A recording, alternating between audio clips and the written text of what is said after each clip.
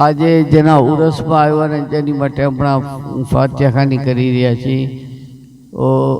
માં સૈયદા ફાતિમામાં મારી માં આમ તો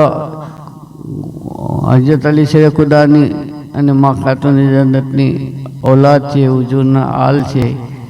સાદત સૈયદને જેને અલ્લાહ તાહીદ તથીર કરવા ચાહે છે જેનાથી મોહબ્બત કરવાનો હુકમ આપે છે એનું કરાબતદારો સાથે એ વાત એ ફજીલત અલ્લાહનો એહસાન શુકર પણ સાથોસાથ મારી માં 5 ટાઈમના નમાજી હતા જિંદગીની આખર વખત સુધી નમાજ પડેલા છે હંમેશા એ પણ તો છે જ પણ સાથે જ્યારે આપનો વિશાલ થયો અને સકરાત હતી તો અલ્લાહ ગવાહ છે સકારાતની હાલતમાં કલમો પડીને ગયા છે